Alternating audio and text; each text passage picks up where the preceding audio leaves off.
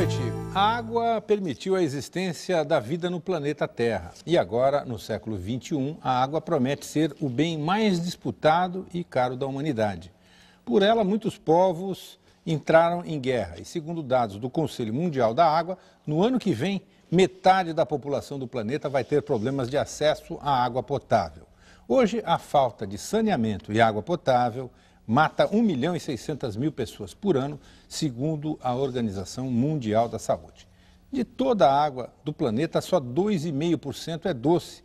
E deste total, só 1% está disponível para o uso humano.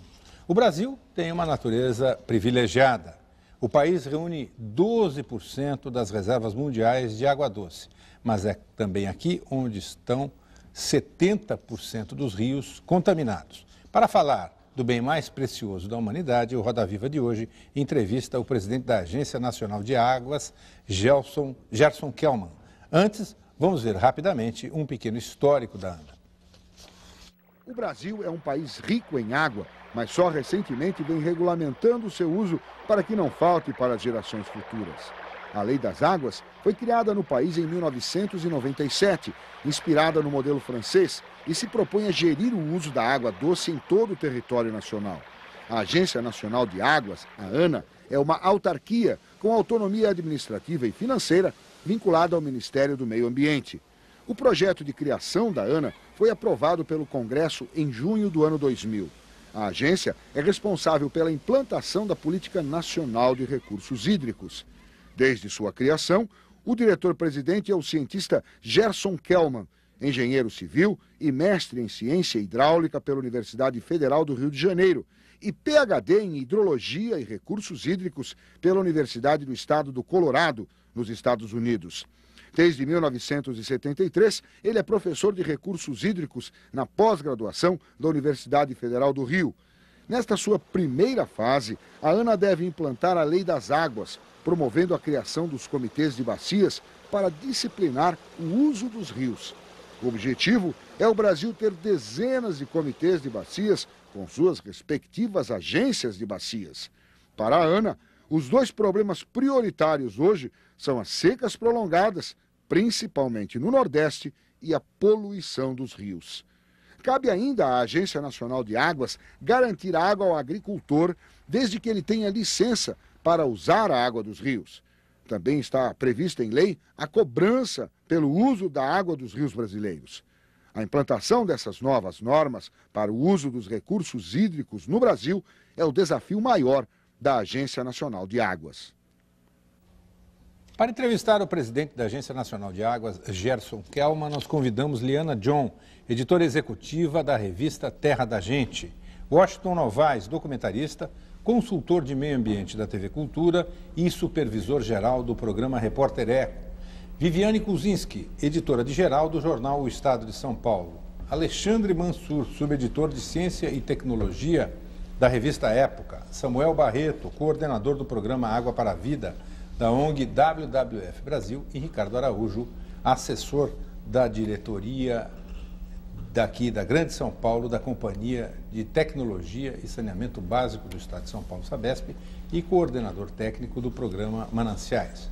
O Roda Viva é transmitido em rede nacional para todos os estados brasileiros e também para Brasília. Se você quiser participar do programa, o telefone é o 0 operadora 11 252 6525. Nosso fax é o 3874-3454 e o endereço eletrônico do programa rodaviva@tvcultura.com.br. Gerson Kelman, boa noite. Boa noite. A atividade que a Agência Nacional de Água executa hoje em dia, com os comitês de bacias já instalados, e se não me estou errado no número, com algo em torno de 400 e poucos pedidos de outorga examinados, não é isso?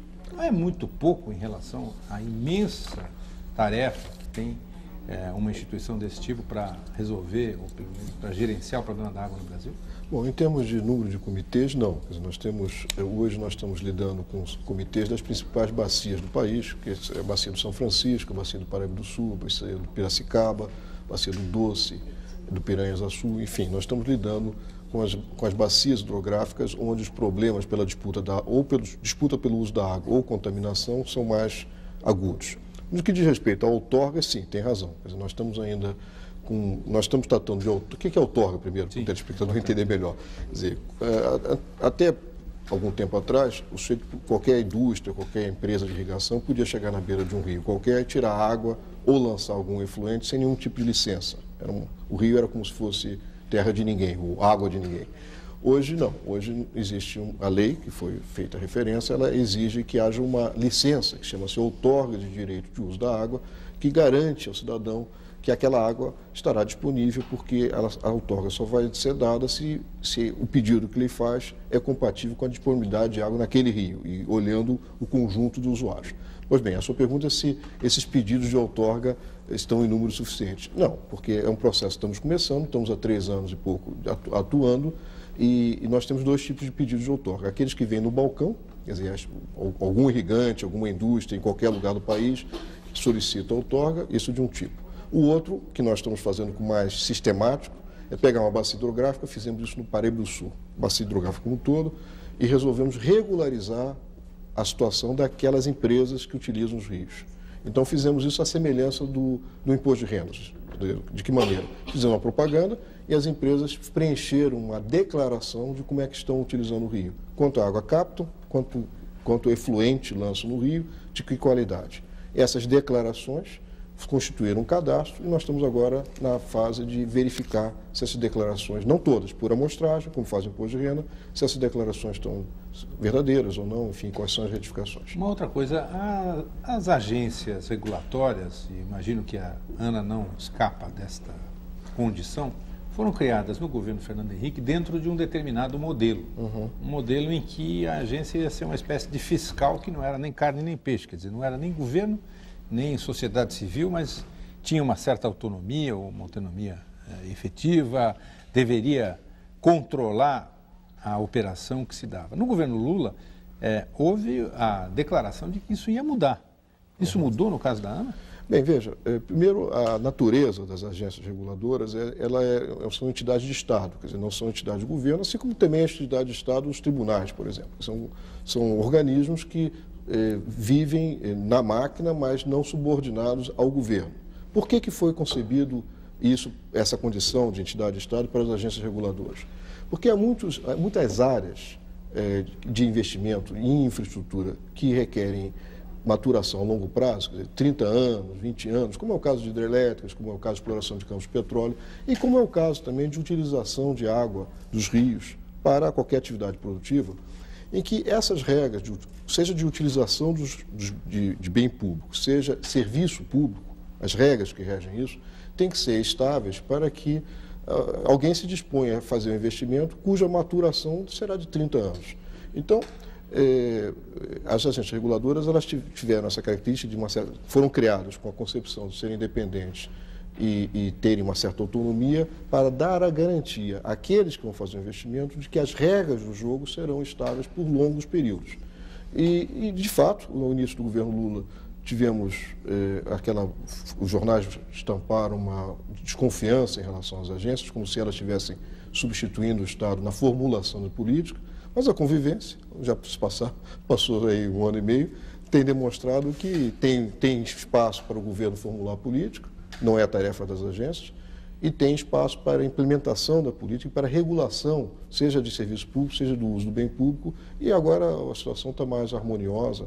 Eu acho que nós estamos evoluindo de uma maneira melhor do que ao início do governo Lula. Toquel, certamente um dos problemas mais agudos que a Agência Nacional de Águas enfrenta é a questão do saneamento básico, e principalmente a deposição de esgotos, seja domésticos, seja industriais, sem tratamento nos cursos d'água. Nós temos hoje no Brasil quase metade da população que não tem rede de esgotos. Isso. Mas da metade que tem se tratam 20%, Isso. Ou seja, só 10% dos esgotos totais tem alguma forma de tratamento, né? E isso representa uma carga brutal. Além disso, tem milhões de pessoas sem acesso à água de boa qualidade, não tem redes e nem nada. Há poucos dias o governo federal anunciou que chegou a uma proposta de um marco regulatório, vamos dizer assim, para o saneamento básico que vai ser enviado ao Congresso, estabelecendo algumas regras. Mas eu não vi em tudo que li sobre essa proposta de marco regulatório, como é que vai se resolver a questão de esgoto para pobre e tratamento de esgoto. Quem é que vai financiar isto? Porque os municípios disputam com as empresas estaduais a titularidade, né? Eles é que se consideram donos dos serviços, porque, inclusive, muitos pretendem privatizar, vender isso e tal. Seja privatizado, seja não privatizado, quem é que vai financiar esgoto para pobre? Porque os que não têm esgotos no Brasil são exatamente as pessoas que estão na população mais pobre do Brasil, até 3 salários mínimos. Essas pessoas não vão poder pagar. O Estado também diz que não tem esses recursos e quer fazer as parcerias, o PPP e tal. Quem é que vai pagar esgoto para pobre e quem é que vai pagar tratamento de esgoto no Brasil? Veja bem, primeiro, os seus dados estão perfeitos, metade vamos dizer, dos domicílios urbanos é que tem coleta de esgoto, tem um 16% que tem fossa. Aliás, um pouco mais, somando fossas e coleta, dá quase 3/4, quase 75%. E, portanto, a primeira prioridade é resolver o problema dos domicílios que não têm coleta de esgoto, porque essa é a principal fonte de transmissão de doença. Quer dizer, as comunidades pobres, em geral, que não têm coleta de esgoto, essa é a prioridade número 1. Bom, como são comunidades pobres, elas não têm coleta de esgoto, basicamente porque não têm capacidade de pagar tarifa para isso e não há outro jeito senão haver subsídio para essas comunidades para afastar os esgotos, quer dizer, fazer a coleta. Depois da coleta tem a fase, que o senhor bem explicou, que é a fase de tratamento do esgoto. Não basta afastar o esgoto e jogá-lo in natura no rio, é preciso tratá-lo. Para nós termos uma ideia de qual é a gravidade da situação hoje existente, se nós a cada dia enchêssemos caixas de água, quer dizer, 1 metro por 1 metro por 1 metro, aquela caixa de concreto que a gente põe no teto, com esgoto produzido pela população brasileira que não tem tratamento, daria para enfileirar essas caixas ao longo da costa brasileira e sobrava, desde lá do Rio Grande do Sul até o Amapá, e sobrava a caixa d'água ao longo do litoral, quer dizer, por dia, quer dizer, de esgoto que é lançado ou no mar ou nos rios sem nenhum tipo de tratamento. Agora, indo à sua questão, quem financia o tratamento de esgoto? A experiência internacional mostra que os países, mesmo os países ricos, como os Estados Unidos ou europeus, quem financiou quase tudo do tratamento de esgoto, quase todo o custo de investimento, foi o contribuinte, quer dizer, foram recursos de governo. Não há, durante muito tempo, os organismos de financiamento internacionais, tipo o Banco Mundial, o BID, etc., tinham a expectativa de que a tarifa, isto é, cobrada do consumidor, do usuário, o custo do serviço, cobriria todo o ciclo de saneamento, inclusive o tratamento de esgoto. Mas não foi assim que aconteceu nos países desenvolvidos. Quer dizer, nos países desenvolvidos houve subsídio pesado. Nos Estados Unidos teve um Clean Water Act na década de 70 que nos mobilizou recursos. Vai aqui. Bem, nós somos um país pobre, quer dizer, nós temos que, no fundo, nosso desafio é o seguinte: como utilizar? Temos que ter subsídios para o tratamento de esgoto, porque o beneficiário... Mas não está dito no marco. Deixa eu só dizer assim, o beneficiário do tratamento de esgoto não é o indivíduo, ao contrário de suprimento de água e coleta de esgoto. Aí é o indivíduo, porque a sua casa ficou com água e ficou sem esgoto perto. Mas quem se beneficia do tratamento de esgoto é a coletividade, daí que se justifica que seja recursos fiscais, quer dizer, recursos de impostos. E os recursos para as redes de esgoto da população? Aí é de igual maneira, quer dizer, como a rede de esgoto, os 25% que não existem exatamente para a população pobre, o que remanesce ser feito, que é tratamento de esgoto e rede para os pobres, isso tem que ter recursos do contribuinte, quer dizer, recursos dos impostos. E a questão é bem colocada pelo senhor, quer dizer, nós não temos suficiente recurso para isso. Portanto, temos que usar os parcos recursos que temos de uma forma muito eficiente. Mas, doutor, mas nós já temos lugares caminhando exatamente na direção oposta. Por exemplo, em Tocantins e Goiás já está se implantando o cartão pré-pago para a água. Quem não tiver dinheiro para comprar cartão não tem água. Isso é uma calamidade. Bom, depende como você vê. Eu não compartilho a sua posição de que isso seja necessariamente uma calamidade, porque é bom que a população tenha a noção de que a água é escassa. O que nós precisamos fazer é como se faz no Chile. Quer dizer, se uma família não tem recursos para comprar o cartão da água, ela tem que ter o direito de ter esse cartão. Mas em Goiás e no Tocantins não tem nada. Então, no Tocantins não está sendo implementado como deveria. Mas um passo a mais é o seguinte, que nós temos que acabar com a inadimplência nesse setor de saneamento. Quer dizer, muitas pessoas não pagam a sua conta de água portanto, a companhia fica em dificuldades e exige um serviço e é muito difícil cortar. Então, medidas que levem a que o cidadão use menos a água e se ele não pagar, se podendo pagar, ele seja cortado, são boas, desde que complementadas com a seguinte medida que é trivial que se faz no Chile.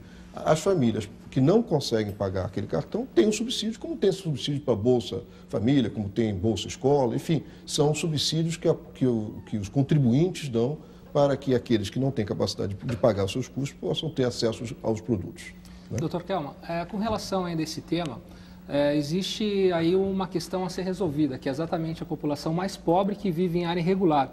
E tem um gap com a legislação ambiental que, em muitos casos, proíbe até mesmo a questão da coleta e tratamento do esgoto. Então, como que se diminui esse gap exatamente para a população mais pobre, que não tem acesso ao saneamento e também uma conta perversa e injusta, porque a gente acaba gastando mais dinheiro, porque quando não se investe em saneamento não é que você está economizando, você está gastando da pior forma possível lá no hospital com pessoas doentes. Você tem toda a razão. Nós temos então, como resolver esse gap? E a pergunta é a seguinte, coleta de esgoto só resolve? Porque um dado, inclusive, aqui do município de São Paulo, é que a cidade na periferia cresceu cerca de 30%.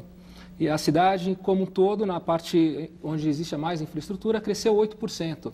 Então, acaba sendo uma corrida sempre contra o tempo e que não consegue nunca atender a essa demanda. Só coleta de esgoto resolve o problema? Não, quer dizer, começando pelo final, claro que não. Nós temos que ter coleta de esgoto e tratamento de esgoto. Agora, a questão das invasões, enfim, das comunidades que vivem em situação irregular, tipo favela. Nós temos uma legislação perversa, porque ela parte do princípio de que uma legislação, eu chamaria de uma legislação suíça para uma situação Bangladesh. Quer dizer, nós exigimos que invasões são ignoradas pelo poder público como se não existissem. Eu, quando trabalhei no governo do Estado do Rio, presenciei uma situação numa favela do Rio de Janeiro, chamada Rio das Pedras, que era um horror. Quer dizer, como a companhia de saneamento não podia abastecer as casas com água, o que acontecia é que os moradores da favela, e acredito que seja até hoje, roubavam, furavam o cano da SEDAI e traziam uma tubulação que servia 5 ou 6 famílias. Então, se você chegasse na ponte do rio, que cruzava a favela, você via centenas de tubos de PVC, parecia uma macarronada. Como? Gato de água. Mas parecia uma macarronada, né? Uma coisa assim que parece uma macarronada de tubos de PVC, cada um daqueles tubinhos levando água para algumas famílias. Isso é a situação mais, vamos dizer, a maneira de abastecer água das famílias, a mais caótica, a mais, vamos dizer, burra possível, né? Porque além de que aquela macarronada sempre tinha alguém dentro do rio, o rio, aliás, absolutamente poluído, arrumando o seu tubo e desmontando o tubo das outras famílias, porque aquilo não tinha estrutura nenhuma,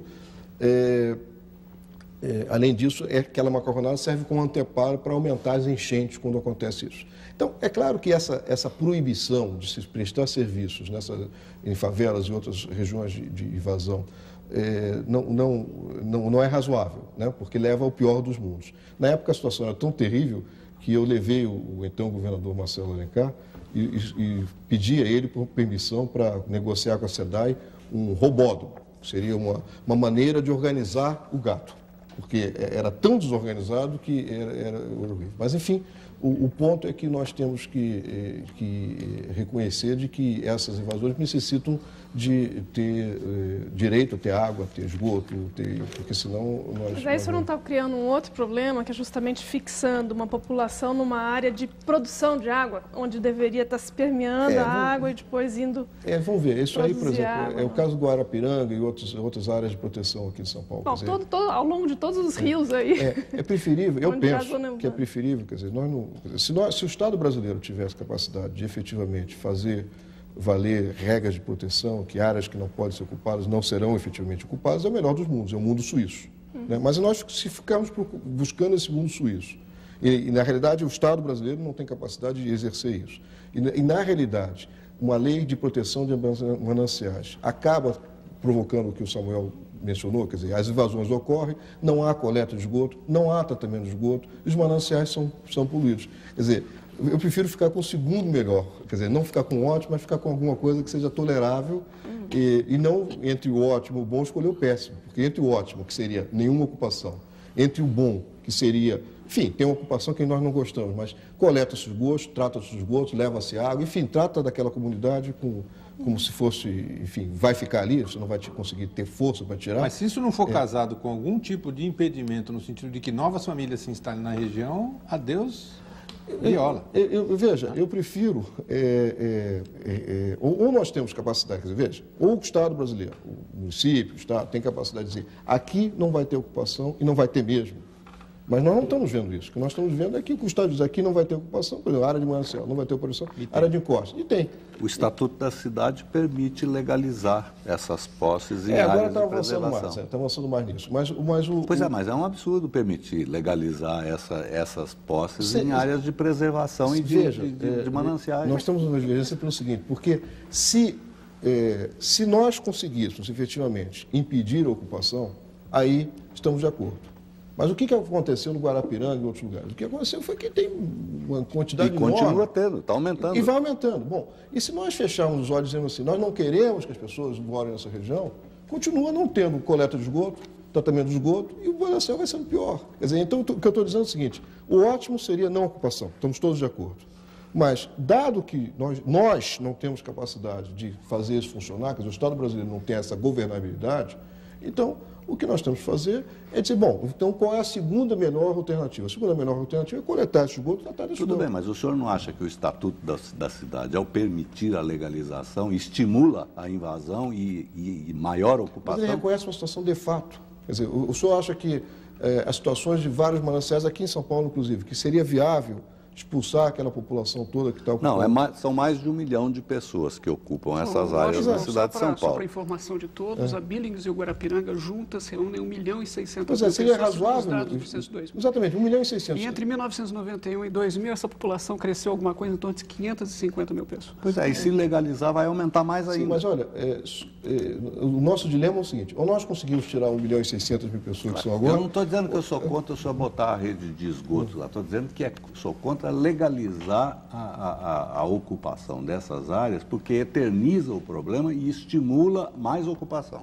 Em outros lugares. Por outro lado... A minha pergunta é se nós temos resposta simples para o problema da pobreza urbana. É o que, na verdade, nós estávamos dizendo, acho que a partir da colocação do Samuel, que a nossa legislação tem muita dificuldade de lidar com a informalidade urbana, com a pobreza urbana. Me parece que todos estaremos de acordo com isso. E, na verdade, o problema é o mesmo quando Washington se referiu à questão daquela população pobre de 3 salários mínimos, até 3 salários mínimos, que não consegue pagar para um sistema absolutamente básico de infraestrutura de saúde, que é o serviço de coleta de esgoto. Na verdade, nós estamos lidando com isso e não temos respostas prontas para essas situações. Mas o pior que pode acontecer é nós darmos avestruz, fingir que não existe problema. Quer dizer, o problema existe e estamos de acordo. Temos que coletar os esgotos dessas populações, temos que tratar os esgotos dessas populações e não ficar como naquela situação que eu expliquei do Rio das Pedras, que a empresa pública ficava impossibilitada de prestar serviço àquela população. Isso nós temos que... Tá bom, eu acho que se nós conseguíssemos parar a entrada de novas pessoas, naturalmente dando alternativas, porque não adianta proibir. As pessoas têm que morar em algum lugar. Então nós temos que dizer, bom, não pode nessa área, mas pode naquela outra área. Se nós tivéssemos políticas de transportes que induzissem a ocupação de algumas áreas em que se primeiro se constrói a infraestrutura, como foi feito nos outros países, né? Quer dizer, Nova York fazia-se linha de metrô onde não tinha, levando o trem para onde não tinha ninguém. Porque lá era barato construir a infraestrutura urbana e, portanto, não depois da ocupação. É muito mais caro você fazer uma infraestrutura urbana depois da ocupação do que antes. Então, eu tenho a impressão que é isso que nós tínhamos que induzir, né? Dr. Gerson, Edenir Toneto, de Santa Maria, no Rio Grande do Sul, pergunta o seguinte: quem controla a água utilizada na fabricação das bebidas que utilizam águas de poços artesianos, que são caríssimas e de primeira qualidade? Quem vai reeducar o mundo para que a água seja utilizada de forma consciente? E também Lirimar José de Araújo, de Londrina, no Paraná, que é professor. Gostaria que o senhor falasse sobre a abertura de poços artesianos, que hoje tem aumentado muito. Essa história de água mineral para, enfim, garrafas, né, para água mineral engarrafada, para venda à população. Isso está sob controle do Departamento Nacional de Produção Mineral. Felizmente, porque isso movimenta muitos interesses e ficamos satisfeitos de não estar no controle da ANA, porque a ANA já tem suficientes tarefas de regular o uso dos rios. Agora, poços artesianos também, a nossa legislação é um pouco complicada. Poços fica sob a responsabilidade dos estados. Na realidade, a responsabilidade da ANA é regular o uso dos grandes rios que atravessam vários estados. As bacias do Rio... Desculpe a sua... Eu entendi a sua ironia, mas não concordo com ela. Não deveria ser responsabilidade da Agência Nacional de Águas estas atividades também? Bem, se eu fosse legislador, eu colocaria debaixo da responsabilidade da ANA, mas não foi feito assim. A ANA tem um mandato legal que não inclui a questão dos poços e não inclui a questão da água mineral. Agora, a despeito disso, nós temos atuado nos casos em que a exploração de água mineral interfere no suprimento de água de cidades, tem alguns casos assim, porque na realidade a água mineral é a mesma coisa que água subterrânea, não tem diferença nenhuma, tem alguns componentes e ela é engarrafada. E às vezes a exploração de água mineral para comércio interfere com o suprimento de água de algumas localidades. Nesses casos nós intervimos e também no caso dos poços, os legisladores imaginou, quando fez a legislação, que as águas dos mananciais subterrâneos estariam confinadas sempre dentro de um único Estado. Quer dizer, seria assunto do Estado, não precisava da União se meter nesse assunto. Perceberam que o aquífero Guarani... Pois é, o aquífero Guarani é um bom exemplo. Em relação ao aquífero, Guarani está debaixo de vários países. Porque justamente existem algumas preocupações que começam a existir com o uso da água do aquífero para grandes minerações. Parece que existe, por exemplo, eu nunca estive lá, mas, enfim, já recebi informações do caso de Vazante, em Goiás, em que há uma mineração de um grande grupo que usa para lavagem do minério a água do aquífero, retira isso, formando inclusive um grande rio, até de despejo, né, que passa a ser então um rio bastante poluído, porque vem com o resíduo do minério, e que há vamos dizer assim, denúncias dos fazendeiros vizinhos de que estaria havendo até um rebaixamento desse aquífero a ponto de ocorrerem dolinas, né, que são buracos, enfim, de água, a terra que cede por falta de... Então, a ANA, isso é um assunto totalmente ligado ao Departamento Nacional de Mineração? Não. O que eu falei foi de água mineral. Exploração de água... Nesse caso, que seria uma outorga, ou deveria haver uma outorga semelhante ao uso dos rios, a ANA não interfere, não deve... Primeiro até explicar para o telespectador o que é essa água subterrânea. Né? As pessoas às vezes imaginam que tem um mar, um colchão de água. Na realidade, é solo empapado, né? Em que você fura e tira a água desse solo empapado. E o problema levantado, Liana, é que você, na medida... Tem dois problemas básicos de utilizar água subterrânea. Ou você tira muita água e aí... A alimentação desse aquífero. O que é a alimentação do aquífero? É chuva. Chuva que cai em algum lugar, que vai se filtrando e essa água chega naquela região empapada, né? Quando você tira mais água do que a alimentação, o lençol vai baixando. Quer dizer, o nível de saturação vai baixando e é o que acontece, por exemplo, na cidade do México, quando alguns prédios até afundam, né? Vão afundando porque vai baixando o lençol. Esse é um problema. E outro problema é a contaminação do lençol. Você fura e, eventualmente, isso é uma maneira de você contaminar aquela água que, em geral, é boa por, enfim, poluição. Agora, do seu ponto de vista legal, exige-se outorga para quem vai furar um poço. Senão, para furar o poço, você precisa ter uma licença que uma outorga. Só que quem dá essa outorga não é a ANA, é o governo do Estado. Eu pergunto ao Marcunha se isso não devia estar tudo centralizado, porque, às vezes, é a mesma água. Quer dizer, a mesma água que vai escoar em direção ao rio é aquela que está sendo retirada por um poço. É claro que é a mesma coisa, e deveria ser. Só que a maneira como foi feita a Constituição diz que a água subterrânea é uma atribuição do Estado e a água superficial é uma atribuição, às vezes do Estado, às vezes da União. É a legislação muito complexa nesse assunto e eu não teria feito dessa maneira. Eu teria feito tudo sob uma única responsabilidade, mas não sou legislador. Fora o fato de que quem fiscaliza são as prefeituras e não o Estado. Não, deveria ser o Estado. Diz o Estado tem que dar a outorga, mas as prefeituras é que fiscalizam o uso do solo. Como a maior parte desses poços nas áreas urbanas é clandestino, inclusive São Paulo, que tem 12 mil, tem 12 mil poços. Em Goiânia, por exemplo, em uma década, a profundidade na qual a água está sendo encontrada passou de 52 metros para 106 metros. O lençol está baixando. Em Mossoró, no Rio Grande do Norte, quando foram furados os primeiros poços pela Petrobras, a água jorrava, quer dizer, o nível freático estava acima da superfície. Hoje tem que se bombear de algumas centenas de metros, porque, de fato, o lençol baixou. Não é sustentável. Doutor Kelman, mesmo reconhecendo que a Lei de Águas, a Lei Nacional de Águas de 97, é um grande avanço, a própria criação da ANA, a gente percebe algumas lacunas. Essa, inclusive, da licença de outorga para poços artesianos é uma delas.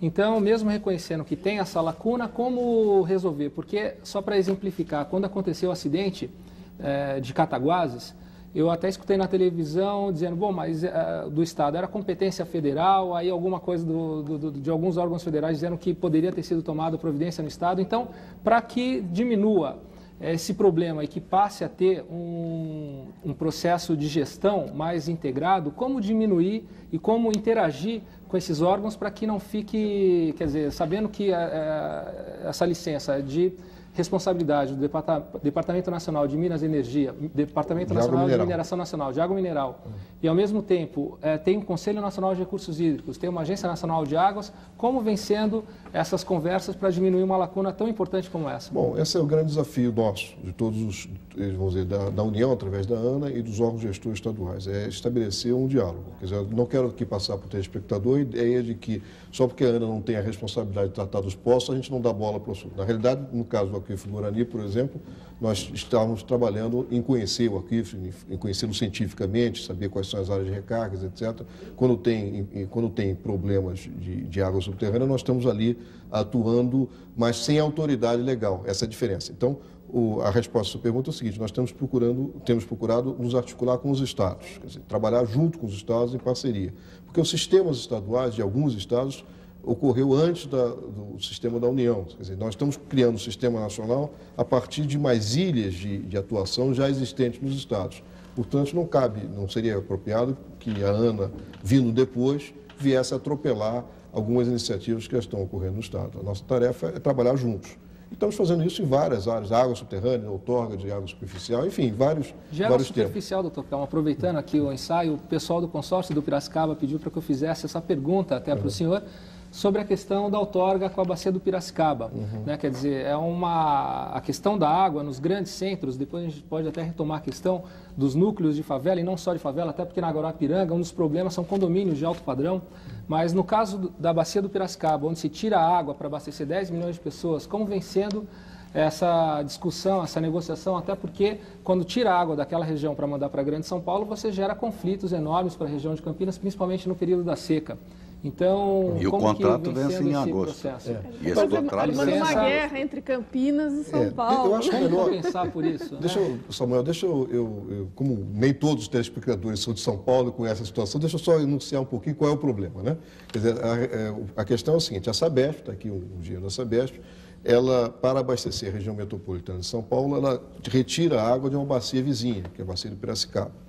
Ela, na realidade, retira 31 metros cúbicos por segundo, que é, grosso modo, metade do que se consome na Grande São Paulo, na região metropolitana de São Paulo, vem de uma bacia vizinha do Piracicaba. E essa outorga, como bem lembrou Washington, ela foi dada em 1974. Vence em agosto. E vence em agosto, foi dada pelo DENAI, uma entidade federal.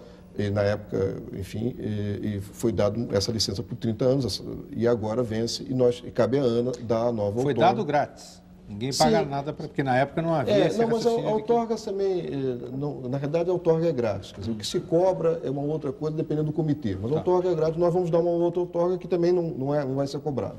Nossa tarefa agora é mais complexa do que em 74, porque agora a disputa pela água se acirrou. Então, é claro qual é a disputa. A disputa é que a região de Piracicaba, onde tem Campinas, onde tem Rio Claro, onde tem Americana, várias cidades relevantes, dizem, bom, essa água é nossa, nós queremos essa água aqui porque nós precisamos dessa água. E, por outro lado, a região metropolitana também quer essa água. Então, como é que se arranja esse assunto? E também tem uma discussão de quem tem que dar outorga e tal. E se tirar daí, tem que ir buscar no Vale do Ribeira, custa 2 bilhões de reais. A alternativa... Fora a briga ambiental. Bom, então vamos ver primeiro. Quer dizer, o que nós estamos fazendo? Primeiro, até agosto, temos que tomar uma decisão. Para tomar essa decisão, nós primeiro, estamos em contato tanto com o governo do Estado de São Paulo, através da Secretaria de Recursos Hídricos e o DAI, com um comitê lá do Piracicaba, quer dizer, região doadora, governo do Estado de São Paulo, e procurando achar a solução que compatibilize os interesses que são concorrentes, não tem dúvida que são concorrentes. Coisas que nós estamos aqui tecnicamente elaborando, mas vamos depois validar na discussão, é de que parte do problema do abastecimento de São Paulo, quer dizer, São Paulo correu o risco de racionamento e pode ter racionamento breve, tem a ver com excesso de retirada de água do sistema Cantareira, que é esse sistema de reservatórios interligados lá na região doadora. E nós estamos querendo fazer um pacto em que a retirada de água, tanto para a região receptora, que é a região metropolitana de São Paulo, como para a região local, que é a Bacia do Piracicaba, seja uma função do estoque de água. Qualquer pessoa entende que se você tiver muita água em estoque, você pode tirar mais água, se tiver menos água em estoque, deve ser mais parcimonioso, deve ser mais cuidadoso, para não chegar à situação de colapso, que é o reservatório ficar vazio, se não ter água nenhuma para tirar. Então, esse é um pacto, primeiro, de quanto é que se tira de água em função do estoque, para não se repetir a situação de risco que recentemente se viveu. E a segunda é uma regra de repartição da água entre a região receptora e a região doadora, nós temos que discutir isso, em que se reconheça algumas prioridades. Quer dizer, por exemplo, uma coisa é você cortar 10% da demanda de água, outra coisa é cortar 40%. Então, você pode graduar para que o impacto, numa situação de escassez de água, de seca, o impacto seja moderado e não muito forte de um lado e insensível do outro. E São Paulo vai passar a pagar ou não? Como? E São Paulo vai passar a pagar ou não? Bom, por esse essa decisão da cobrança, eu acho que essa é uma oportunidade histórica para se avançar o sistema de gerenciamento de recursos hídricos, porque a maneira correta de equilibrar esses interesses é o seguinte: bom, se São Paulo recebe, a região metropolitana recebe essa água, seria razoável que ela compensasse a região doadora de alguma maneira, porque a região doadora fica com problema de saneamento, fica com menos água, fica com problemas de qualidade de água do seu rio, etc. A maneira correta de compensar isso é que o comitê, aí não é a ANA, é o comitê de bacia, decida pela instalar a cobrança. Mas, para isso, o comitê de bacia deve decidir por implantar a cobrança de todos os usuários, não pode ser só da Sabesp, seria injusto. Quer dizer, o comitê já está hoje maduro para dizer o seguinte: as empresas que poluem os rios Piracicaba, as empresas que tiram água do rio Piracicaba, todas devem pagar pelo uso do rio, seja para tirar água, seja para lançar poluentes, e a Sabesp, nessa retirada do Piracicaba para a região metropolitana de São Paulo, não seria exceção. Já há uma proposta, né, de um centavo por metro cúbico. Isso, mas a posição da ANA é de que essa proposta é muito boa, mas deve ser encaminhada dentro de uma ótica de que não há um tratamento diferenciado para a Sabesp, deve ser um tratamento para todas as empresas. Agora, Kelman, só uma questão. Você falou, por exemplo, em algum tipo de solução, digamos, mais parcimoniosa do gênero. Uma coisa é cortar 10%, outra coisa é cortar 40%. Agora, cortar 10% da água do Cantareira significa... A região metropolitana de São Paulo é fantástica pela escala dos seus números. Significa cortar água de 900 mil pessoas. Ou seja, de uma Campinas. Uma população equivalente a Campinas. Então, não sei se a conta dá-se apenas por aí. Eu queria te fazer uma pergunta que é o seguinte, uma pergunta assim, um pouco shakespeariana, tal, se é possível isso nesse programa. É possível a Agência Nacional de Águas tomar alguma decisão em relação a esse assunto, levando em conta simplesmente o quesito água? A bacia hidrográfica é um conceito fisiográfico, quer dizer, um legado divino de Deus, tal. Mas onde fica a bacia humana, por exemplo? Como é que essas coisas se equilibram numa decisão da ANA, a questão do desenvolvimento econômico, questões sociais, etc. Você falou que é importante a doação de recursos, no caso pela Sabesp também, para a região de onde ela retira água e tal. Não sei se a gente não formularia também uma concentração de recursos, porque seria a região metropolitana de São Paulo, o resto do estado, financiando uma região que talvez seja aquela que mais se aproxima de uma área desenvolvida em todo o país, que é a região de Campinas. Né? Não, mas deixa eu só dizer o seguinte, é claro que o tema transcende as fronteiras de alocação de água, não tem dúvida nenhuma. Só que nós não vamos desdobrar a questão do direito de usar água, quanto cada usuário, quer dizer, tem direito à água, examinando esse assunto nas suas implicações mais remotas. Quer dizer, nós temos um tema, que é a alocação de água, e que deve ser resolvido da maneira mais justa possível. Por que eu digo que a remuneração da região doadora é interessante, é um jogo de ganha-ganha. Porque parte dessa água, parte da demanda de água da região doadora é porque os esgotos não são tratados, parte. Né? Então, se houver um esforço de tratamento do esgoto da região da bacia do Piracicaba, doadora, a demanda por água diminui. Claro. Então, é de interesse de todos que se trate o esgoto, que as águas do Piracicaba fiquem mais limpas e que se possa tirar mais água para a região doadora. Agora, de fato, todos são brasileiros. Até nesse caso, então só são brasileiros, todos são paulistas. De forma que é um tema que deve ser encarado procurando minimizar o sofrimento, sem achar que o cidadão de Campinas merece mais tratamento privilegiado em relação ao cidadão da cidade de São Paulo. Nós temos que olhar o interesse global de uma lotação de água razoável. Aplicado para as represas Billings e Guarapiranga pressupõe que, de alguma maneira, deva-se conseguir que a caixa d'água mais próxima da cidade seja preservada e não que haja ocupação ali em volta, que não haja tratamento de esgoto, que haja contaminação, porque eu sou paulistano e quando eu era garoto eu ia pescar nas duas represas. Não, sim, né? Hoje em dia é mais difícil. Veja, essa discussão é que nós tivemos no primeiro segmento, que tem duas alternativas que me parece. Uma é ótima, é você remover todo mundo da região. Não, mas veja bem, eu quero colocar uma outra coisa. Os projetos do tipo Cantareira e outros do gênero movimentam empresas poderosíssimas que ganham um bom caminhão de dinheiro para fazer os projetos de engenharia, para buscar água lá nos confins, para muitas vezes estabelecer estações elevatórias para que essa água chegue no lugar certo. Isso. Quando a gente tem uma caixa d'água aqui do lado da cidade de São Paulo, em que você poderia obter essa água para o consumo humano se ela não fosse contaminada. Não, mas essa água já é exatamente consumida. Isso. Eu acho que é exatamente isso. Quer dizer, nós temos que parte do problema do abastecimento das grandes cidades não é só São Paulo. É de que os mananciais locais ficam poluídos, porque não há coleta e tratamento de esgotos correto, e aí você tem que buscar água cada vez mais longe. E busca-se na região do Piracicaba, e o próximo passo é buscar mais longe ainda, lá na Até costa. O dia que não der para viver mais em São Paulo. Então, agora veja, a solução, concordo, é que nós precisamos fazer com que os mananciais locais deixem de ser contaminados. Isso se faz de que maneira? Com coleta de esgoto e tratamento de esgoto. Não necessariamente com expulsão de 1.600.000 pessoas, porque isso Mas isso é insuficiente, doutor Kelman, porque é o próprio dado do município de São Paulo que mostra que as periferias cresceram 30% mais do que a cidade como um todo, e isso está ligado também ao fraco desempenho da economia, que gera desemprego, pobreza.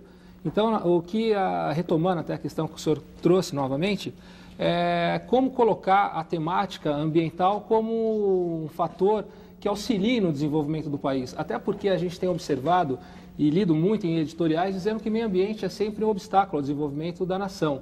Né? Então, você tem um resultado, por exemplo, com um dos maiores desmatamentos da Amazônia que não se traduziu em benefício para a população, pelo contrário, está gerando mais exclusão social, pobreza, tirando pessoas do campo, levando para as favelas, e a mesma coisa acontecendo nas cidades, né? Quer dizer, a população migrando em direção às periferias, num fator mais ainda de exclusão e de novo, sem um acesso a um direito fundamental que é a água. Então, como colocar isso no centro das atenções e incorporar instrumentos econômicos para proteger essas áreas? Porque eu acredito que só coletar esgoto não vai resolver.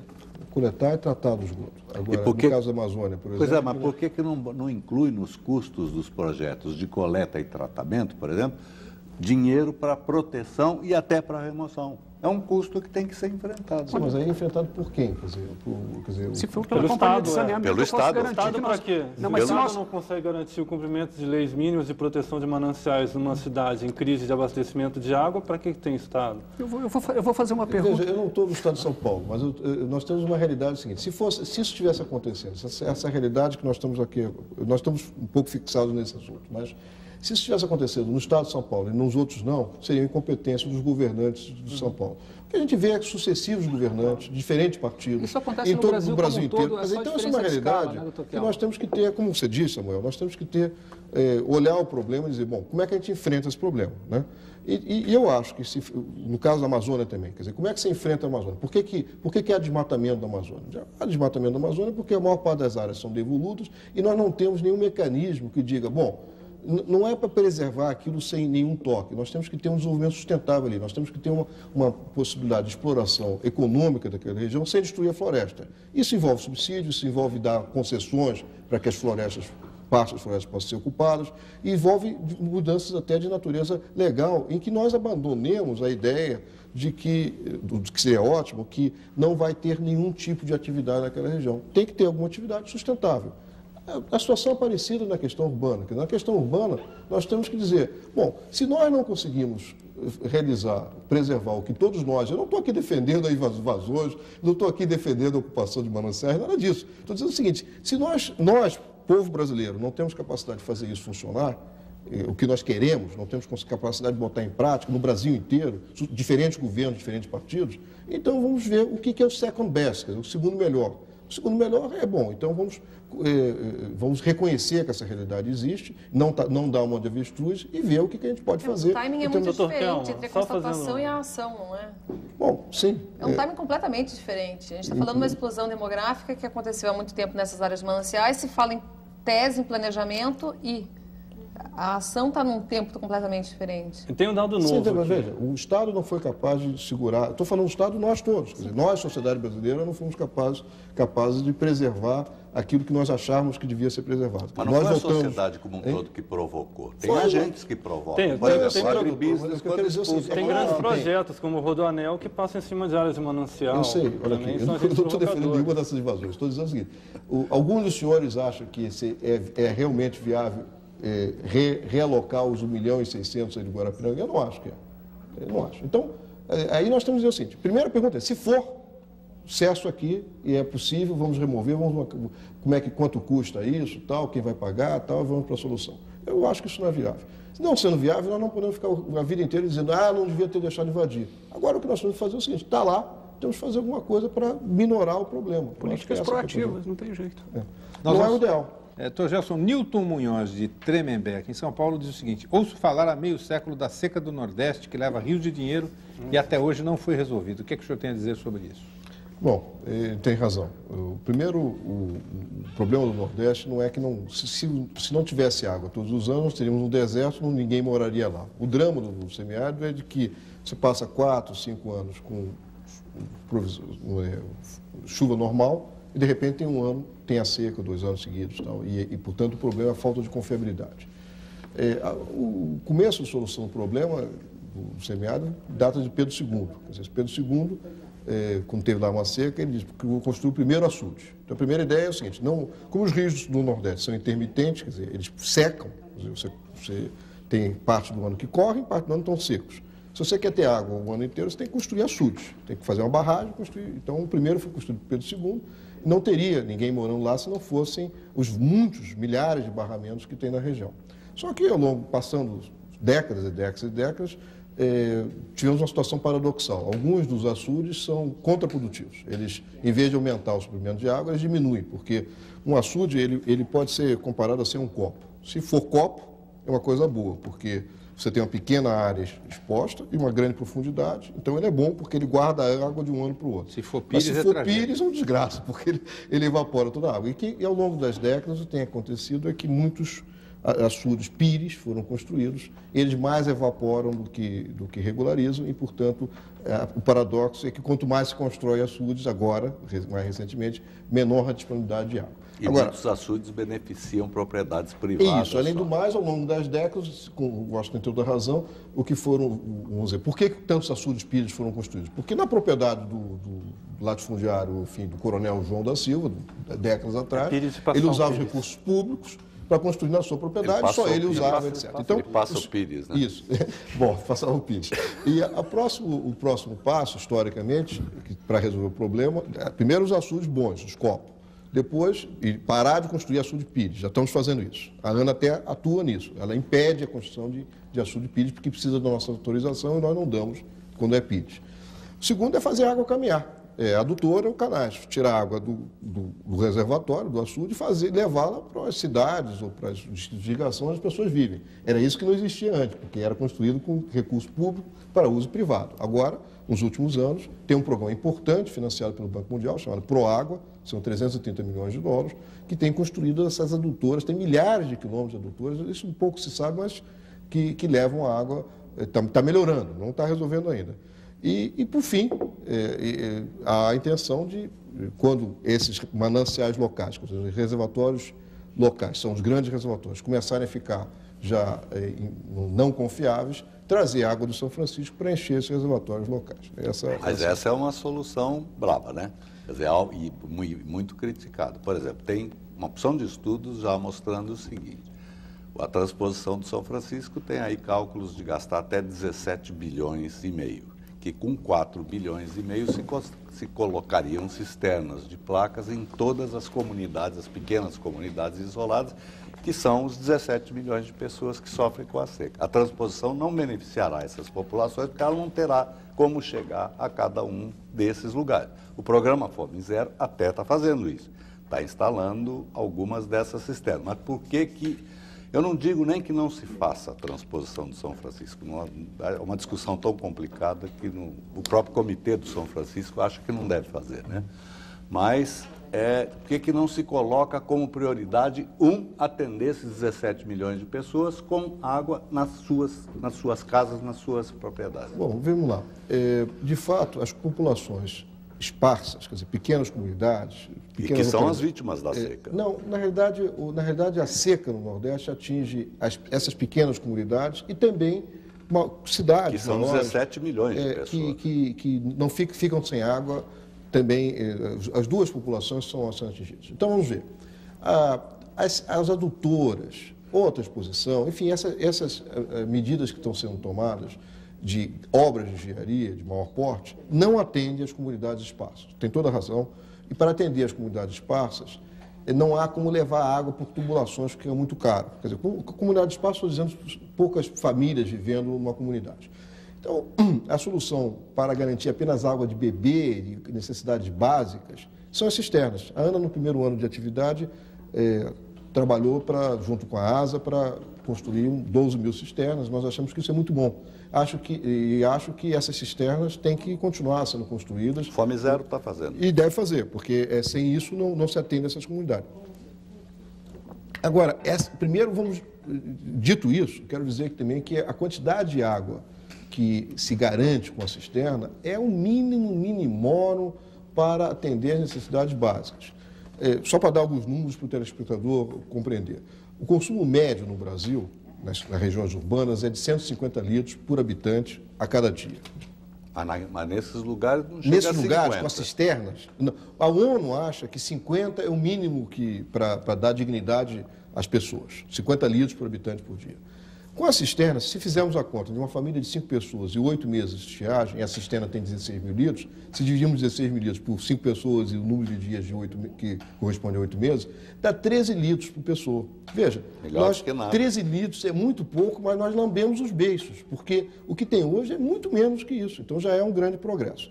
Agora, dito isso com relação à única solução cisterna que deve continuar, a água, se nós estivermos preocupados com água apenas para atender as necessidades básicas, não há necessidade de transposição nenhuma, porque a água local, na região do Ceará, do Rio Grande do Norte, da Paraíba e Pernambuco, a água que existe lá é mais do que suficiente para atender às necessidades de abastecimento das comunidades. Agora, não é só disso que as pessoas vivem, as pessoas usam a água para produzir, seja na indústria, seja na irrigação, etc. E ao usar a água para produzir, para viver, para produzir, né? As pessoas não só bebem água, elas vivem, ao fazerem isso, usam água que fica depois indisponível também para beber. Então, a solução do problema lá do semiárido, como eu disse, já começou primeiro com a construção dos açudes, e já só os açudes que fazem sentido, os profundos. Segundo, com levar a água dos açudes para as cidades. É um programa que já começou há alguns anos e que tem que continuar. Quer dizer, sem esse programa, não faz sentido nenhum pensar sequer em transposição, porque a transposição é alguma coisa que leva a água do São Francisco para os reservatórios da região receptora. E se ficar água no reservatório, não chega na casa da Dona Maria. Para chegar na casa da Dona Maria, precisa ter um cano que leve a água do açude para a casa da Dona Maria. E esses canos têm que ser prosseguir na construção. Depois disso, aí pode fazer uns cálculos e ver que, apesar disso tudo, ainda tem probabilidade que alguns anos falte água nas cidades, e isso é um fator inibidor para investimento, tanto na agricultura quanto nas cidades. E aí pode-se pensar... Mas tem muita gente no Nordeste que contesta e diz que o Nordeste em si mesmo tem bastante água suficiente, bem manejada, que não precisa transpor São Francisco. Tem Nordeste e Nordeste. Quer dizer, esse assunto se tornou muito domínio da emoção. E também é bom lembrar que o Comitê da Bacia do São Francisco diz que tem que dar prioridade absoluta à revitalização e não à transposição. Não, olha, eu acho que a questão básica aí na discussão é a alocação de recursos financeiros. Quer dizer, o Brasil tem poucos recursos. Onde é que ele deve aplicar esses recursos? Então, eu acho natural que um cidadão que mora a 3 quilômetros do Rio São Francisco e que não tem água na sua propriedade, ele se sinta revoltado em perceber que o governo vai gastar bilhões de reais para levar água a 400, 500 quilômetros de distância. E para exportar fruta barata, subsidiando os países industrializados. Então, é natural que se pense que a primeira coisa é revitalizar o São Francisco. O que é revitalizar o São Francisco? É tratar dos esgotos das localidades no beiro do São Francisco, é cuidar da erosão, evitar a erosão, e é levar água para todas as comunidades. Isso é a prioridade. Não tem cuidar dúvida. Das nascentes, das matas ciliares. Assim como também é prioridade levar água dos mananciais lá da própria região receptora para as cidades e comunidades. Agora, o Comitê do São Francisco, na realidade, generosamente, não tem a posição de ser contra a transposição em absoluto, não é isso. O que o Comitê tem colocado em várias reuniões que eu presenciei é de que a água para abastecimento das populações não se deve fazer diferença se quem vai beber essa água é um cearense, um cidadão do Rio Grande do Norte, ou um baiano ou um mineiro. Quer dizer, todos são brasileiros e todos têm direito a beber água. Então, esse eu acho um conceito muito generoso e correto do Comitê de Bacia. A discussão surge quando nós estamos falando em uso da água para outros usos, que não é para abastecimento das populações, e sim como insumo, seja de processo industrial, seja de processo agrícola. Aí há divisões. Eu, pessoalmente, tenho defendido já há alguns anos a tese de que o que nós devemos fazer nesse assunto é permitir que o excesso de água do São Francisco possa ser livremente estocado na região receptora. Qual excesso? Porque o que se fala muito é que não há excesso de água no São Francisco. Então vamos aos números, né? A vazão média do São Francisco é 2.600 metros cúbicos por segundo. E a vazão firme, quer dizer, o que é a vazão firme? É aquela que você pode contar, que com o reservatório Sobradinho, você pode utilizar aquela vazão mesmo, porque ele regulariza, dá 1.800 metros cúbicos por segundo.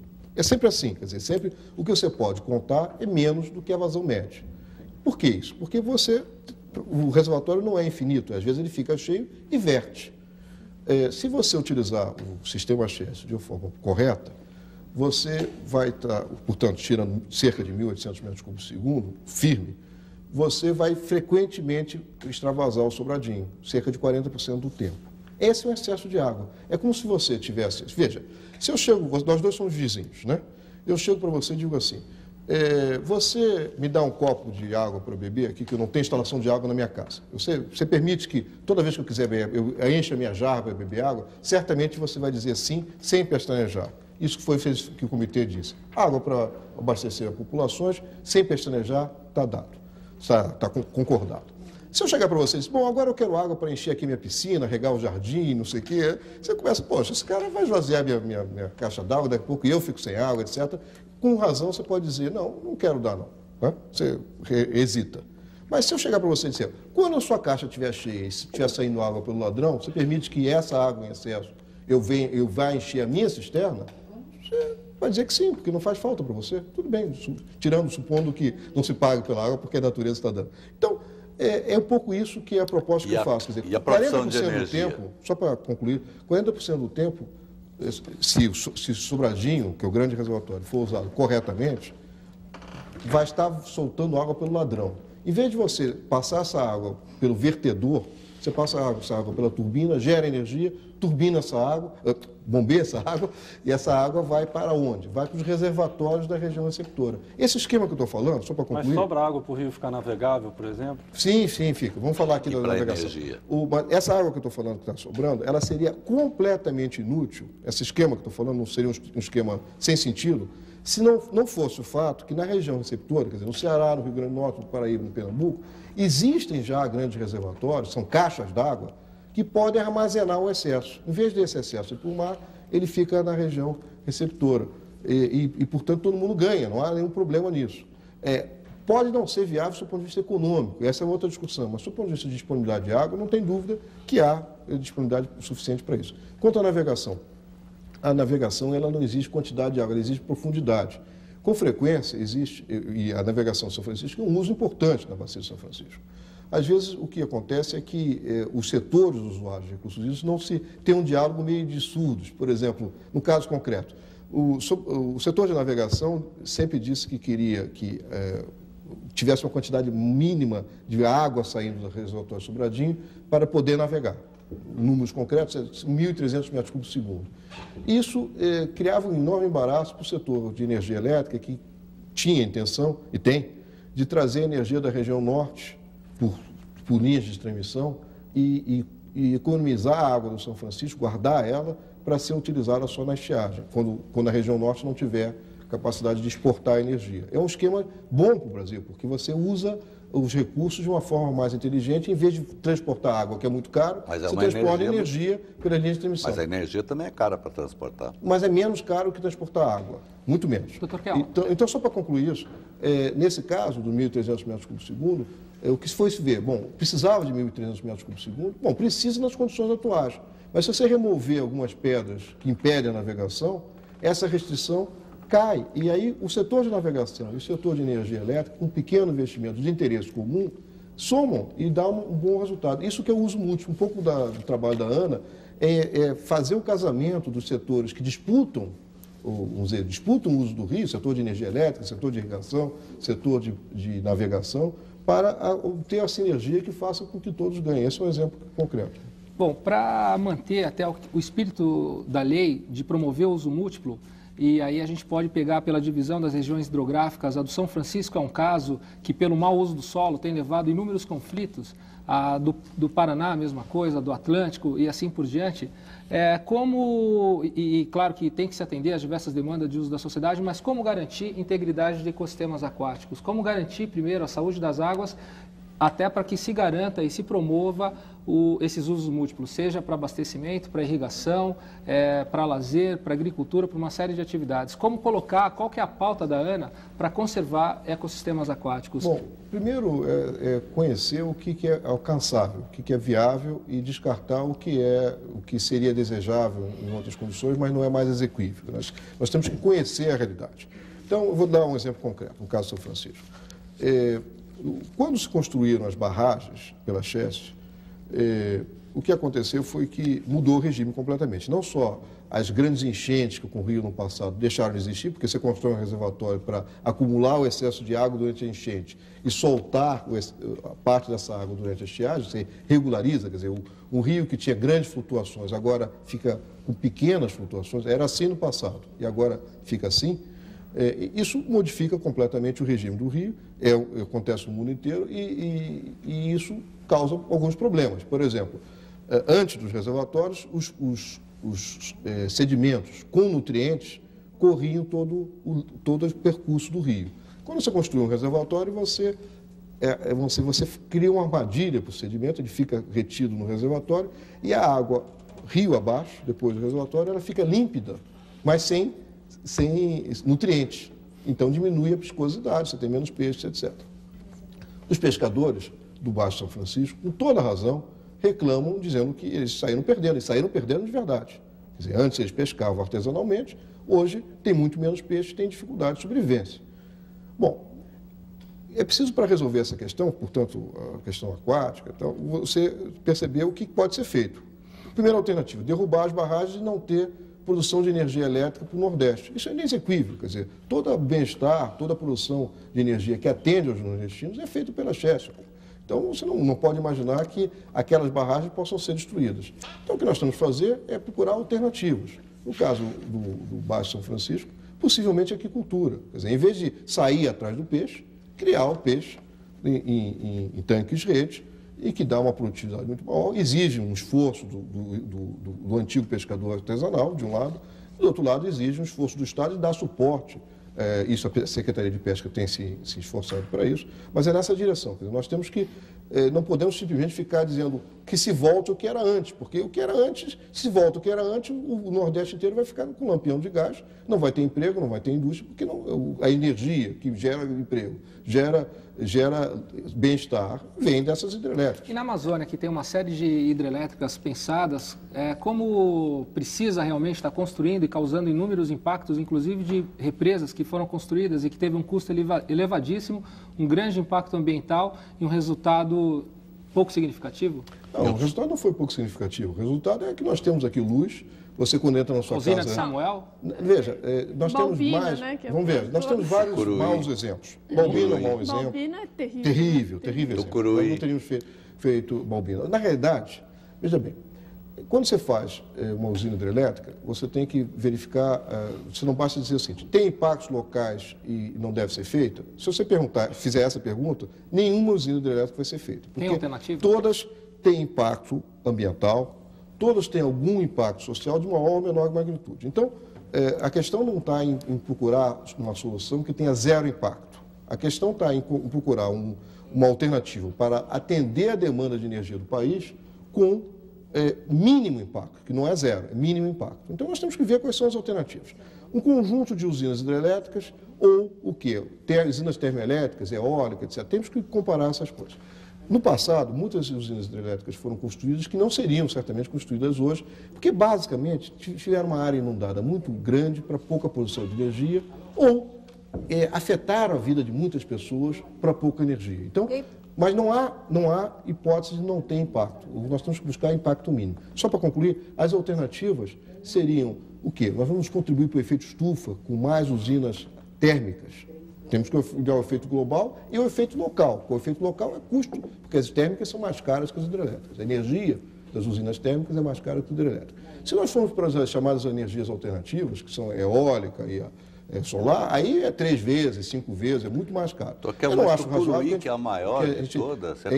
A Tucuruí, que é a maior de todas, praticamente não abastece nada na Amazônia para produzir alumínio e ferro-gusa para exportar subsidiando. Essa é uma outra questão. Quer dizer, qual é a nossa política industrial? Se nós devemos usar energia para produzir alumínio ou não, e qual a tarifa, é uma questão mais complexa. Mas que para atender, eu estou dizendo o seguinte, para atender as necessidades de expansão da economia brasileira, quer dizer, do bem-estar dos brasileiros, dos empregos dos brasileiros, nós temos que achar ou eliminar o subsídio, é uma alternativa, quer dizer, ou seja, colocar essa energia a serviço de outros usos que não a exportação de alumínio, que são os eletrointensivos, isso é uma possibilidade, ou então ampliar a produção, porque não é razoável que nós imaginemos que vamos parar a nossa produção. Eu só queria dar um dado, acho que você queria fazer uma pergunta, mas nós no Brasil já digamos, desenvolvemos 21% do nosso potencial, né? Portanto, grosso modo, 79% ainda pela frente para ser feito. É o inverso na Europa e nos Estados Unidos. Quer dizer, os Estados Unidos e a Europa, que com frequência hoje nos recomendam energias mais caras, por exemplo, eólica, solar, etc., eles já exploraram 80% do seu potencial. Então, nós temos que ter consciência de quais são os nossos interesses. Nossos interesses são produzir energia que atenda às necessidades de expansão da nossa economia, de produção de empregos, a um custo ambiental mínimo, que não é a mesma coisa que um custo ambiental nulo, né? E, portanto, temos que buscar um leque de obras que façam isso. Você queria fazer uma... Pergunta de Roberto Pinto, do Rio de Janeiro. Não corremos o risco da água virar um negócio, como aconteceu com a telefonia e a energia elétrica, e a cobrança passar a ter como objetivo o lucro de poucos? Bom, vamos diferenciar o que é a cobrança. Todos nós temos na nossa casa, recebemos uma conta de água. A conta é pelo serviço de distribuição que a empresa tem, de captar água, tratar da água, levar água para sua casa, depois coletar o esgoto. Deveria também tratar do esgoto antes de jogar no rio. É isso que estamos falando, cobrança pelo uso, pelo serviço. Esse serviço pode ser prestado por empresa pública ou por empresa privada. Eu não vejo muita diferença. Eu acho que, do ponto de vista do consumidor, o que interessa é que o serviço seja bem prestado. Se é público ou privado, eu acho uma questão pequena, não importa qual é a cor do gato, o que interessa é que ele caça o rato, né? Agora, outra coisa é a cobrança pelo uso do recurso natural, do rio. Quer dizer, a empresa de saneamento pagar por ela tirar água do rio ou por ela lançar poluente no rio. Essa cobrança, que é a novidade, que a Lei dos Recursos Hídricos trouxe, ela tem um objetivo, tem duplo objetivo. De um lado, sinalizar para quem usa o rio, para as empresas que usam o rio, que devem usar com parcimônia, tirar pouca água e, quando lançar o poluente tratado e não em bruto. Essa é a principal mensagem. A segunda, para que doa no bolso de quem polui. A segunda é criar um fundo que permita algum tipo de investimento na própria bacia. Nós estamos engatinhando nisso. Na França, essa cobrança já existe desde a década de 70, início da década de 70, e hoje ela movimenta cerca de 1 bilhão, essa cobrança de recurso natural movimenta cerca de $1 bilhão por ano, o que faz com que, de fato, haja um recurso suficiente para fazer as estações de tratamento de esgoto, fazer as ações que são necessárias. Nós começamos timidamente no Paraíba do Sul, e no ano passado, foi a única bacia que o comitê já decidiu cobrar e arrecadou R$6 milhões. Como no Paraíba do Sul se estima R$3 bilhões o investimento, demoraria 500 anos nesse ritmo para chegar lá. Mas eu não estou temeroso com isso, porque é um processo que começou na França devagarzinho, tem que ganhar credibilidade para que comece a aumentar, para que... Mas isso nunca vai ser uma cobrança privada? Não, veja, a cobrança é pública. Na realidade, é a cobrança pelo uso privado do bem público. Quer dizer, não... E ela vai para o Tesouro ou vai para... na realidade, para ser usada pelo Comitê de Bacia. Doutor Kelmo, e é um recurso vinculado, porque o grande problema dos nossos fundos é que eles ficam perdidos. Olha, tem toda a razão. O comitê pioneiro nisso aí foi do Paraíba do Sul, que decidiu a cobrança em 2003, e nós passamos por grandes dificuldades. Porque, o que é isso? Uma cobrança como se fosse um condomínio, decidido ali na bacia para ser usado ali na própria bacia hidrográfica, mas isso, para que seja mandatório, para que aquele que não pagar vá para a lista negra lá dos inadimplentes, precisa ser visto como um preço público. Quer dizer, é alguma coisa que quem não pagar deve ao governo e fica inscrito na lista dos devedores do governo. Existem sanções. Aí nós tivemos grande dificuldade em 2003, você tem toda a razão, Lia, porque o que aconteceu foi que o recurso foi contingenciado. Quer dizer, o Tesouro entendeu que isso era um tributo como outro qualquer, um imposto, e disse, nós estamos aqui que temos que fazer o superávit fiscal, vamos passar a mão desse dinheiro e pronto. Aí eu fui lá no Tesouro, sou até amigo do secretário, e disse, olha, não adianta você passar a mão desse dinheiro, porque não é um imposto. Se você retirar isso, no ato seguinte, o Comitê de Bacia decide não mais cobrar, porque é uma decisão soberana do comitê. Aí esses argumentos foram convincentes, e felizmente agora, a boa notícia é que semana passada, uma medida provisória foi convertida em lei, de tal maneira, com uma emenda feita no Congresso, na Câmara, em que essa arrecadação não pode ser contingenciada, quer dizer, tem que toda voltar para a bacia e tem que ser repassada para a bacia integralmente para ser aplicada no próprio comitê. Isso é um grande progresso. Como é que o senhor explica, só um minuto, por falar no Paraíba do Sul, é um caso interessante, é um dos comitês de bacia mais antigos, mais estruturados, tem 4 anos, se eu não estou enganado. Tem 96, tem mais. Isso. 8 anos, e é um rio que abastece 60% da água do Rio de Janeiro, por exemplo. E o rio continua se deteriorando, apesar do Comitê de Bacia estar há tempos aí. É porque eu vejo os investimentos. O que é isso? Vou lhe explicar. É o seguinte, a previsão, tem um plano do Paraíba do Sul de recuperação. A previsão desse plano é de investir cerca de R$3 bilhões. Barbaridade. Nós arrecadamos, no primeiro ano que o comitê decidiu fazer uma vaquinha, né, dos poluidores, nós arrecadamos 6 milhões. Como eu disse, nesse ritmo demoraria 500 anos. Por que eu não estou pessimista? Porque é o início de um processo de construção de confiança mútua entre o governo de um lado, instituições públicas de um lado e usuários do outro. Muitas empresas não tiveram desconfiança, algumas depositaram em juízo, porque acham que esse sistema não dá certo. Quer dizer, algumas empresas não percebem que o seu próprio valor, um valor patrimonial, valor das suas ações em bolsa, depende de estar utilizando um recurso que seja sustentável. Quer dizer, se aquelas empresas todas que repartem o uso de um rio depredarem, quer dizer, não tiverem uma preocupação em manter aquele rio, o seu próprio valor patrimonial cai, porque aquele uso não é sustentável. Mas, enfim, nós começamos devagarzinho, não foi ainda sensível, nós fizemos lá no Paraíba do Sul, assim como no Piracicaba, uma ajuda para tratamento de esgoto, que é um programa de despoluição de bacias hidrográficas que tem subsídio, quer dizer, nós ajudamos a viabilizar as estações de tratamento de esgoto escolhidas pelo comitê. É a chamada compra de esgoto. Compra de esgoto. A novidade que tem nesse processo é que, em vez de a gente financiar a obra, nós pagamos pelo resultado final, que é o esgoto tratado. É muito mais eficiente do que um mecanismo tradicional em que o governo financia a obra, compra equipamento e fica à mercê de uma metodologia que, na realidade, maximiza os custos das obras. Quando você paga pelo resultado final, que é o esgoto tratado, e essa que é a filosofia do programa, você tende a minimizar o custo da obra. Mas o que fizemos ainda é muito insuficiente para atender. Por isso que o Rio está ainda deteriorado. Tem coisa que não depende de dinheiro, por exemplo, extração ilegal de areia. Extração ilegal de areia continua acontecendo no Paraíba do Sul. Isso não depende de dinheiro para ser coibido. Não é ilegal, a extração é legal. Isso aqui é a questão. Os que estão extraindo têm direito de lavra. Mas tem direito de lavra sem pagar, sem nenhum... Eles não assumiram a dívida ambiental. O processo, nós estamos ainda construindo esse processo.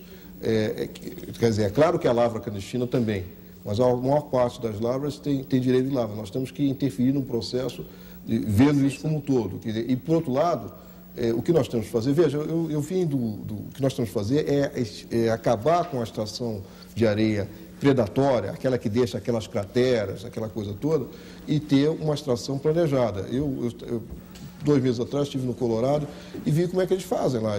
Porque você precisa de areia para a construção civil. Não adianta te dizer não tem mais areia, porque é para a construção civil. O que nós temos que fazer é dar alternativa. Como é que eu vi lá no Colorado? A extração, sim, só que é organizado dentro de um plano de urbanização. A extração, o que acabou, depois da extração de areia, vira-se um lago que é urbanizado, as pessoas vivem em torno daquilo, aquilo é muito agradável. Quer dizer, nós temos que fazer um planejamento integrado, que não chegamos ainda a isso, né? Mas a solução não é simplesmente não pode ter a estação de areia. Tem que ter a estação de areia de acordo com regras que sejam vamos dizer, sustentáveis, que seja a comunidade possa se beneficiar e não ser prejudicada pela estação. Deixa eu fazer uma pergunta. Você falou nesse programa de compra de esgoto, quer dizer, um dinheiro que a ANA tem, a Agência Nacional de Água tem, e ela investe, de certa maneira, cofinancia investimentos em tratamento de esgotos. Qual é o recurso que a ANA tem anualmente para um programa como esse? Pelo menos por enquanto, eu sei que o programa está no início. Bom, veja, esse programa foi um programa tão bem sucedido que uma semana, enfim, poucos dias atrás eu estive em Moscou, porque os russos estavam interessados em conhecer como é que é esse programa de compra, de pagar por resultados, quer dizer, não pagar pelo processo, sim pagar pelo resultado. Ele é muito bem sucedido, mas é um programa experimental. Ele gastou em 2001, 2002, 2003, ele investiu alguma coisa como 90 milhões de reais do orçamento da ANA, portanto, orçamento público, e alavancou um investimento da ordem de 240 milhões de reais. Quer dizer, então, foram construídas aí umas 30 e tantas estações de tratamento de esgoto, que somado o custo de estudo essa quantia que eu disse. Agora, em 2004, lamentavelmente, com tanto contingenciamento, com tanta superávit fiscal, o programa parou. Nós estamos na expectativa de que em 2005 ele retome, mas em 2004 nós estamos sem nenhum centavo praticamente para dar continuidade a esse programa, que é um programa ótimo, porque só para fazer um pouquinho mais de propaganda, ao pagar por resultados, você descobre uma opção de ineficiência do sistema que parecia que funcionava. Algumas estações eram inauguradas, banda de música, o governador vai inaugurar, não sei o quê, e depois você vai ver se está funcionando mesmo, quer dizer, se o Rio... Não tem emissário. Não chega o esgoto, quer dizer, há todo um lobby das construtoras de fazer estações enormes, porque isso dá muito lucro para as construtoras, venda de equipamento muito, muito caro. Isso tudo quando você começa a pagar. E não chega o esgoto lá porque não tem as tubulações que não dão tanto dinheiro. Então, quando você começa a pagar pelo resultado final, que você olha o rio, você mede a quantidade de poluição que está sendo despejada no rio, você mede a quantidade de poluição que chega na estação, nós verificamos que a performance dessas estações que foram construídas é aquém do que nós todos imaginávamos. Quer dizer, na realidade, nós estamos vivendo um mundo da carochinha. Quer dizer, a realidade é muito mais perversa do que parece. Agora, de todo jeito, nós temos um problema. Você disse no primeiro bloco do programa, e eu acho que eu estou inteiramente de acordo, que nos Estados Unidos e na Europa, quer dizer, nos países desenvolvidos, os investimentos em tratamento de esgotos foram feitos em larga medida com recursos de impostos, com recursos fiscais e não com recursos provenientes da arrecadação tarifária dos prestadores de serviços. No Brasil, hoje em dia, ressalvado o mérito da ANA em ter iniciado esse programa, os investimentos que são feitos em tratamento de esgotos, eles são basicamente viabilizados por recursos tarifários ou por empréstimos que as companhias de saneamento vão ter de pagar à base dos seus recursos tarifários. Esse é também uma perversidade, quer dizer, porque se cobra muito das companhias que se façam esses investimentos. O projeto Tietê Aqui em São Paulo é um exemplo disso. E, no entanto, não há recursos fiscais para esse tipo de programa. Quando nós pensamos no Brasil, que nós desejamos, etc. e tal, na verdade, nós não temos, me parece, equacionado a questão do financiamento do tratamento de esgotos. Eu concordo. Na verdade, e quando eu vejo, por exemplo, a nível internacional, lá em Joanesburgo, fixar as metas do milênio, você, quer dizer, o que os americanos chamam de wishful thinking, quer dizer, você fixa a meta que você vai remover metade do déficit de saneamento até 2015 e tal, e não se prevê de onde vêm as fontes de financiamento. No Brasil, o cálculo é que são 178 bilhões necessários para dar água e esgoto para todo mundo. Né? Se fosse possível, numa tacada só, resolver em um ano, que não é fisicamente possível, seria um pouco menos de 80 bilhões. Mas em 20 anos é 180 Ainda assim seriam 9 bilhões por ano. Esse ano se anuncia que serão 2 bilhões e 700. A taxa média de investimento está sendo 3 bilhões. E como exatamente fez a conta simples, nós precisaríamos de alguma coisa da ordem de 9 bilhões. Nós temos que, veja, o que quer dizer isso? Que nós não vamos atingir meta de milênio nenhum, essa coisa de chegar, que nós temos que um déficit gigantesco e que nós temos que usar os parcos recursos que temos da melhor maneira possível e esquecer meta, porque vamos atingir, vamos andar no ritmo que conseguimos andar e, portanto, temos que gastar da melhor maneira possível e esse programa de pagar por resultados, eu acho que é uma boa maneira de usar bem os recursos que são escassos. Então, Gerson, nosso tempo acabou. Última pergunta. Qual é o primeiro passo que tem que ser dado, ou o próximo passo que tem que ser dado nessa questão das águas, o mais importante? Implantar, eu acho, o sistema de cobrança e de fiscalização. Quer dizer, o sistema é um tripé. O tripé da regulação. Nós temos que implantar em todo o Brasil, principalmente nas bacias mais críticas, o direito de uso da água, quer dizer, quem tem direito, quem não tem direito tem que ser reprimido se estiver atrapalhando quem tem direito, para que isso seja um fator de estabilidade de investimentos. Nós temos, esses direitos não podem ser cartoriais, quer dizer, não é um papel que se coloca no cartório, tem que ter uma fiscalização. E nós temos que implantar a cobrança, que não é decisão da ANA, do comitê, para que aqueles que usam os rios de uma forma deletéria doam um pouquinho no bolso deles e eles começam a pensar de que a poluição vai fazer mal a alguém, e ao seu bolso também, e isso começa a inibir o mau uso dos nossos rios. E, portanto, é a regulação. Esses três elementos formam o tripé da regulação. Gerson, muito obrigado pela sua entrevista. Como sempre, todas as perguntas que não foram respondidas, e há muitas aqui, serão encaminhadas para o senhor, para que o senhor possa, eventualmente, responder diretamente ao nosso telespectador. Agradeço aos nossos entrevistadores, a você que está em